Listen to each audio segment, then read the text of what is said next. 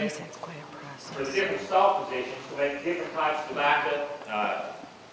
The demand for the tobacco is not in a tobacco that's all mixed together for different qualities and different stalk positions, but it's basically in 3 different stalk positions. The bottom part of the stalk that's used mainly for filler, and that's what this is. You can feel it. If you feel these, you can tell it's lighter, it's thinner, doesn't have a lot of flavor to it. It's more just a filler type that makes the cigarette burn a little bit better. The middle part of the stalk of tobacco, this is the longer leaves or a tan leaf.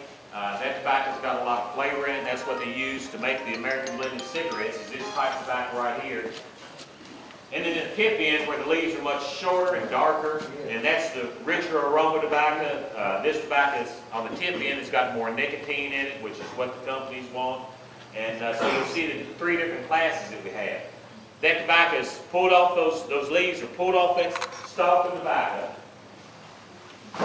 in the different classes, still all done by hand. There's no machine that does this or anything. This is all done by hand. Those leaves are pulled off that stalk of tobacco. They're put into different classes. And then the way we used to do it is like these are, where you used to get 50 or 60 leaves, and then you used to take another leaf and you used to tie it up and keep it together. That, I guess back in the early 80s, most people quit doing it this way because the labor demand was so slow. We started making 100-pound bales of tobacco where these stems are stalk oriented and the tip end of the leaf was all sticking out the other way.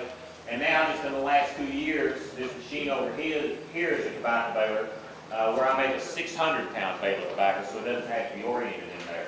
It's sped up the process a whole lot, made it a whole lot simpler than what it used to be. All my labor, like I said, comes from Hispanic countries, Mexico, Guatemala, Nicaragua. I'm a participant in the H-2A program. And I don't know, I imagine several of you all with the immigration debate they had just a couple weeks ago have talked about immigration in your various magazines and stuff.